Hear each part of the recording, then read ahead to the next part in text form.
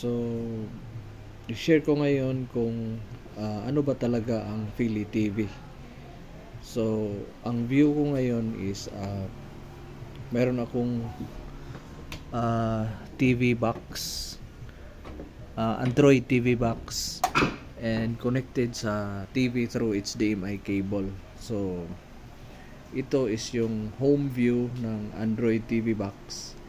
And ang Philly TV ay isang Android app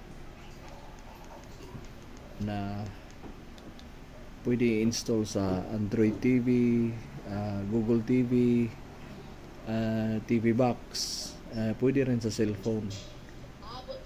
And ito is kung i-show ko sa inyo kung ano ang meron dito sa Philly TV. So sa ngayon is Channel 7, and under ito sa makikita sa live TV. So sa live TV meron siyang mga channel na 180 plus, and most of the cable channels is nandito na.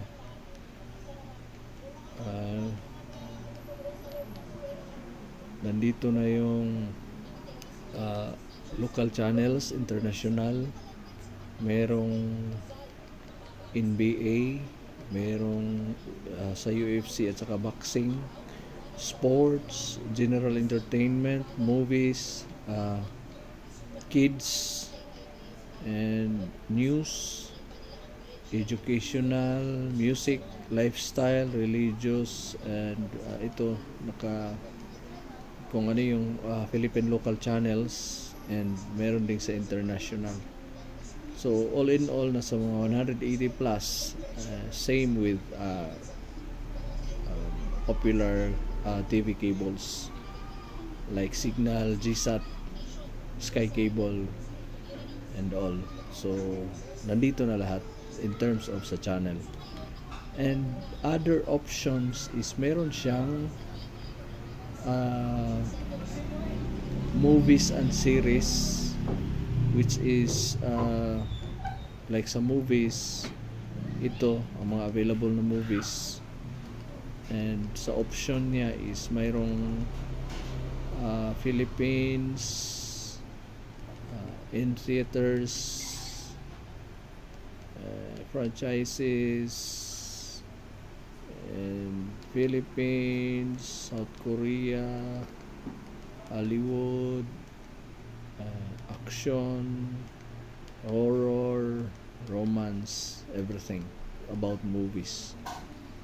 And meron din siyang mga TV series which is from Netflix, and Korean dramas, Philippine dramas, and HBO, Prime Video, Disney Plus, Apple TV Plus, Hulu, and Chinese dramas, and all.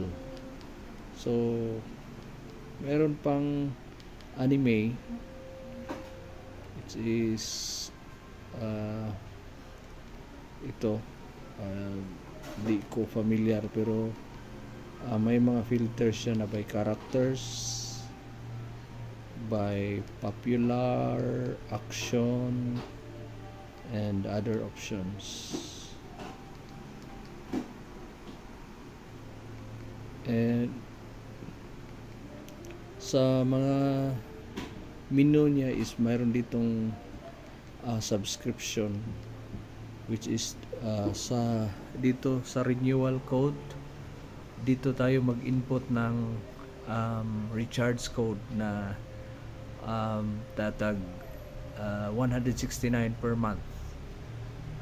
I-input nyo lang kung ano yung ibinigay kong code. Pagkatapos ninyo magbayad, pwede sa Maya, pwede sa GCash, then makukuha nyo na lahat ito, na yung mga binanggit kong mga available entertainment.